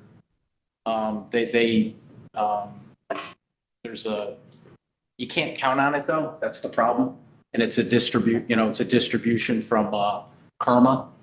I know it's ranged anywhere. It could be, I think $30,000 to $70,000. Somewhere it could be zero. I think there's been a year where we haven't gotten it. So that's. Could you budget for it? Yeah, but if we don't get it, we're going to be short. Okay. And again, that's been a number that. And this is going back a while with the Board of Finance. The 95 is a comfortable number. Okay. So maybe that's a question also to have the Board of Finance just look at that number to make sure they're still comfortable with that assumption.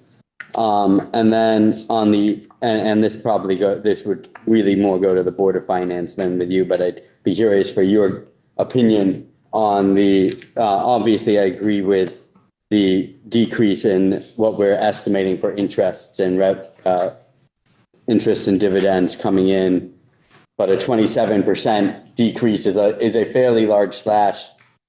And the thoughts on the rationale for that high of a number? And so the town treasurer did do a pretty in-depth model with 3 different scenarios, and I know that say a month's out the budgets with the Board of Finance, he will update that, and if there's any adjustments, he'll address it with them at that time.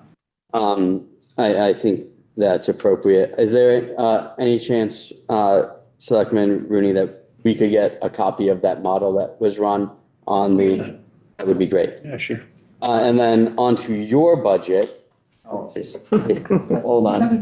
We have the registrar of voters here. Oh. So she snuck in and you can pause. Well, Terry's got to be here anyway. Yeah. Okay, I can let. Hey, how about finance? Then you can let us get to know. Unfortunately, you're indispensable as well. Here now, let it go. Could you please come forward? Yeah, page 48. I think I was told there is an update to it as it was proposed, right? There is, yeah. Right, maybe I think that there was an, yeah, the correct number was proposed in it. It's more favorable to the Yes. taxpayer. Yes. Yeah.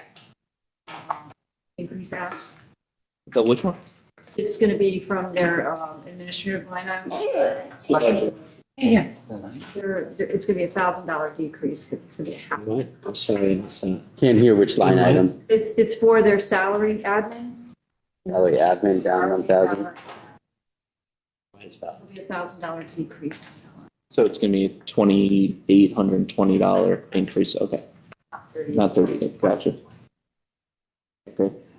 Anything that you would like to tell us? Besides how expensive many days of early voting. Yes, early voting is very expensive. We are required every year to do a minimum of 14 because that is what we require in November. This year it will be more than that because we also have primaries in August. So we'll have an additional 7 days of early voting in August for the primaries. Debbie and I work pretty much all the days of early voting now. It's definitely, even since it's been implemented, just snowballing and more and more work for us. In terms of working it, in terms of with the new tabulators, we actually program the memory sticks now ourselves as opposed to that being done all externally.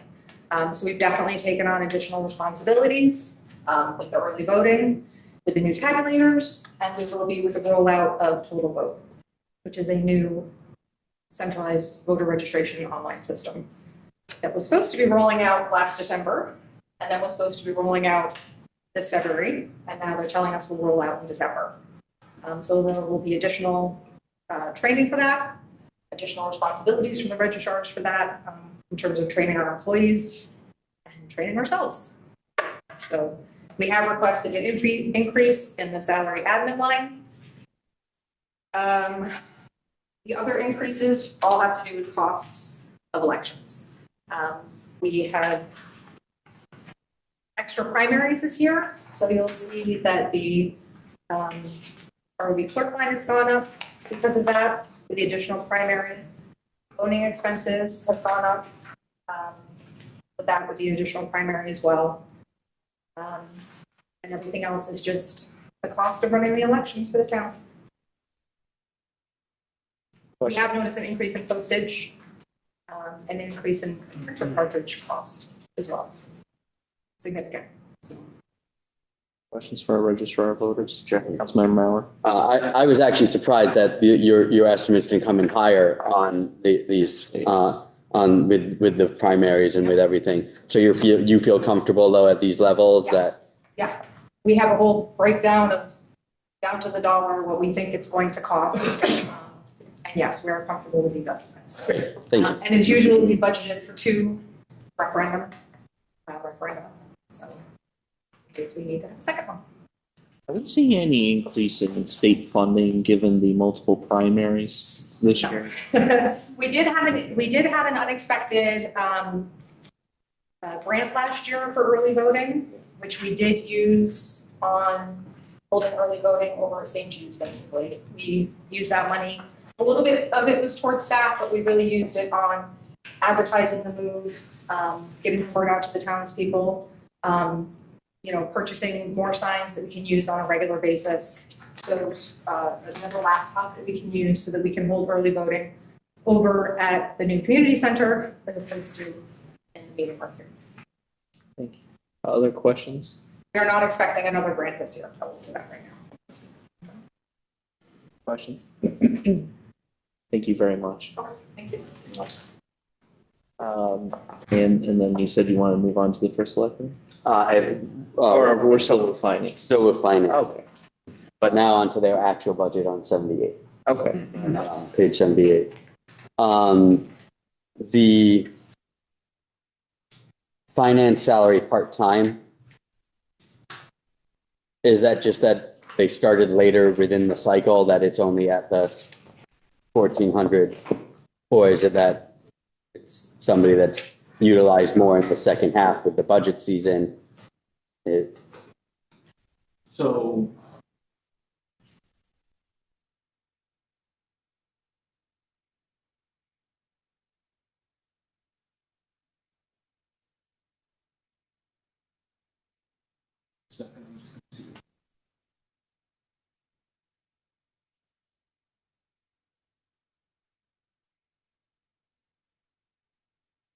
It's the bookkeeper position.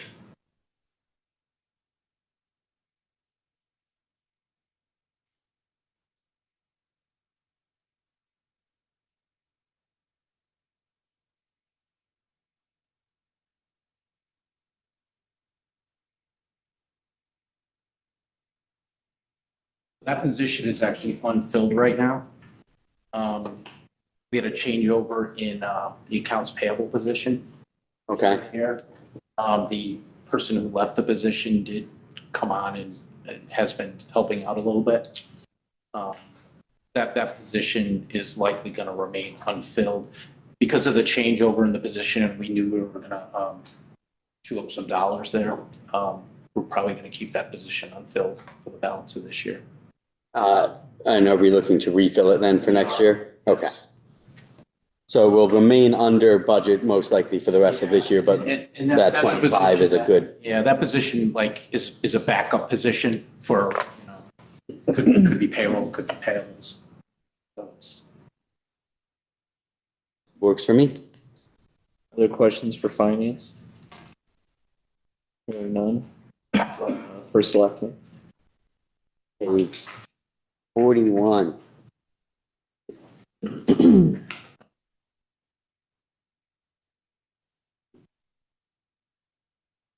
Or anything you want to talk about? Well, I gave everybody. Yeah, please, no, by all means. Anything you want to talk about? No, Well, you, I'm satisfied with how this is going so far. no, I mean about the office of the first selectman.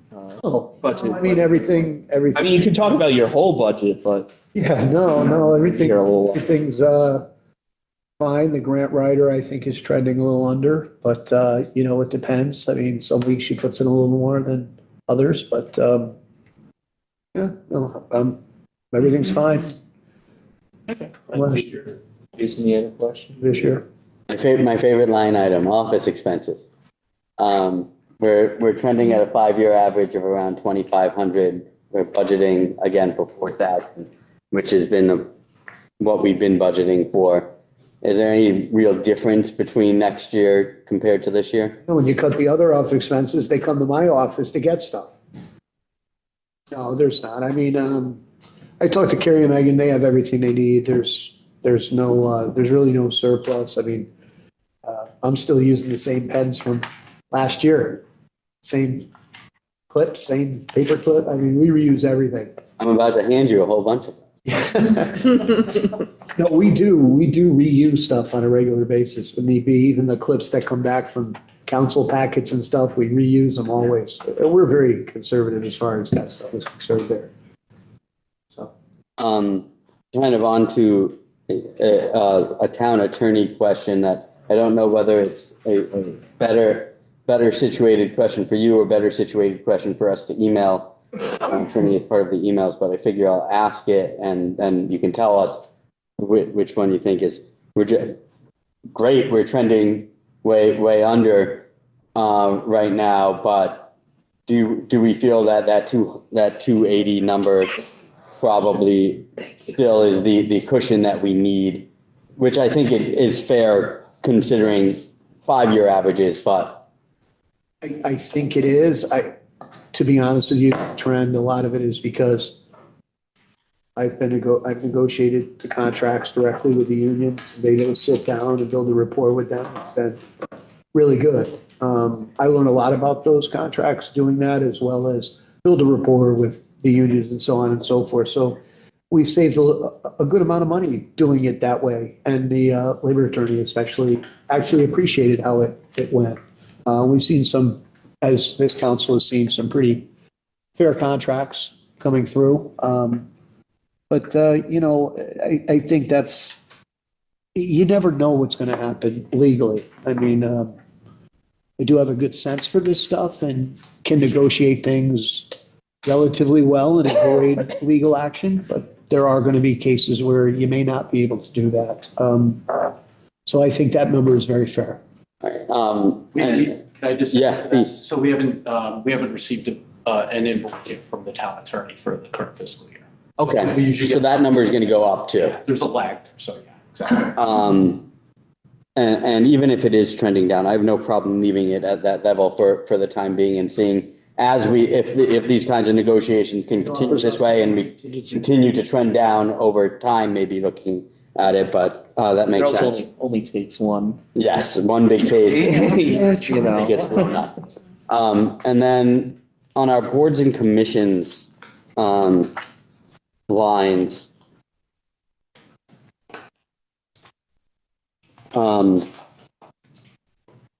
namely page 60.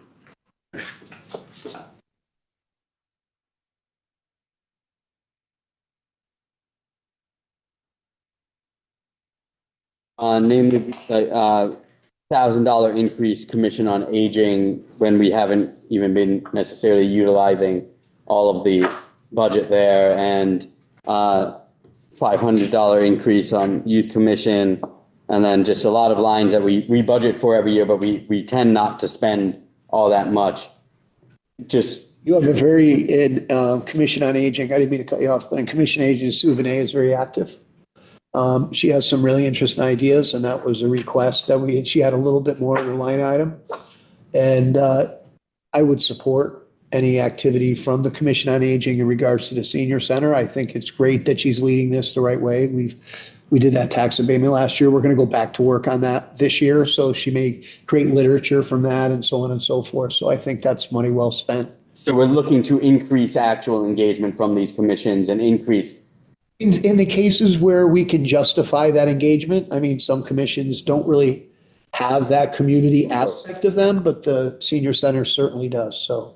And same thing. On aging, I mean. And same thing with youth commission. They're looking to do a little bit more than. I think that commission could do a lot. If you had a very active group there, they can accomplish a lot. I think we need more creativity in that commission. And I think that's the way in a lot of commissions, right? That they have to have creative ideas and ideas that actually work and execute. I believe in Souvenir and the Commission on Aging that she's going to execute. Youth Commission, we'll see. Yeah, the only reason I ask is unlike the other departments where we get kind of a little bit of detail of why there was here's there's no detail, there's just the number. So these were requests that came in for increased engagement, increased activity of these commissions that they're looking to do more, which I think is a fantastic thing at these kinds of price tags. Absolutely. At these price tags. We don't get it much at these price tags. Right. Awesome. It's true. That's it. Thank you. Thanks. Oh yeah, go ahead.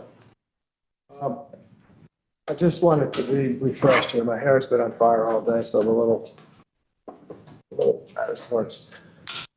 During the budget proposal, we were looking at an increase in the mill rate of 1.06. Do I have that correct? Yes. And the average, I shouldn't say the average, the proposed based on your recommendations for the increase of the budget on a percentage basis. So it's going to be what again? We just can't hear it. Oh, okay. If you wouldn't mind just a tick louder. I asked the first selectman to reconfirm a couple of figures based on his proposed budget presentation that he had given us a couple of weeks ago.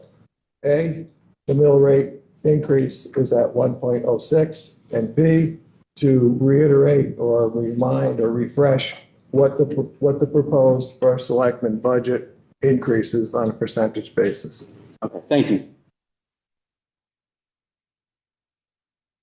I answer your questions. Well, you might have. Well, you just want to say it again.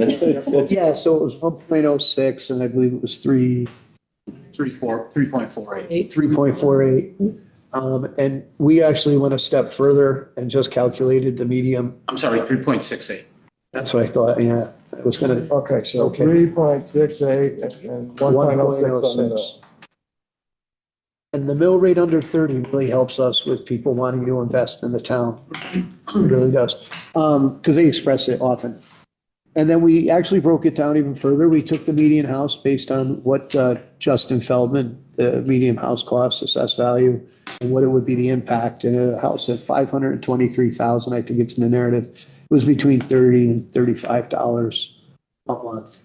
And the total budget the total budget number of what was the total? Like 111.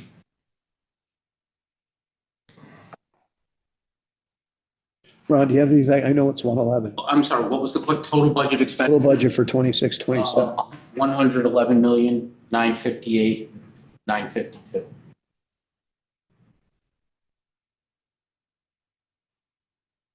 Sean, all set? Anything else, Sean? All set?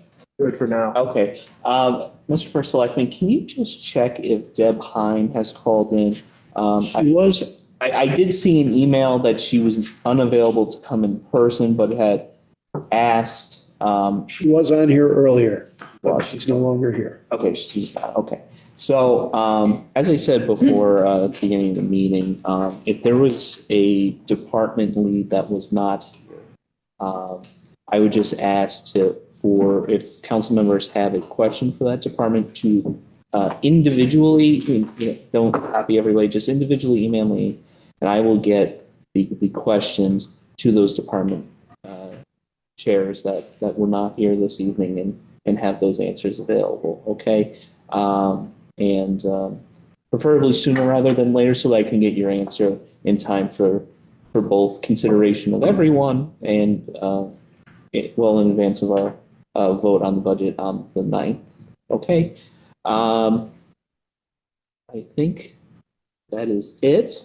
Mr. Chair? Yes. Do you have a date that you would like, in the past, you've asked? Oh, as the a motions. courtesy for motions. That's fair. The 4th. 4th? Let's close of business on the 4th. 3-4 motions. Yeah. So if you anticipate making a motion on any line item of the operating budget, I would just ask that it be drafted in an email or Word doc. It could be, if you want to put in a Word document, you can put in then email it to me, and I will ensure that it goes to the First Selectman's office to be combined in our packet for consideration of everyone at that meeting. It's obviously not a requirement. I will entertain motions on the 9th that are, for lack of a better term, spontaneously made, or you think of something over the weekend that is different. But I think it's a good practice because it gives everyone an opportunity to do their due diligence on an idea that a fellow council member has. They can take the weekend with the packet, make an informed decision as to whether they can or can't support any one motion.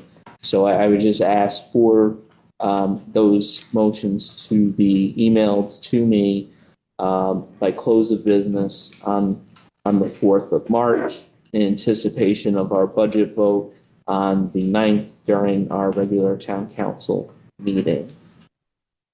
All right. And I think that is it. And I'm going to adjourn this meeting at 8:04 p.m. I will thank everyone for their efforts, especially our department chairs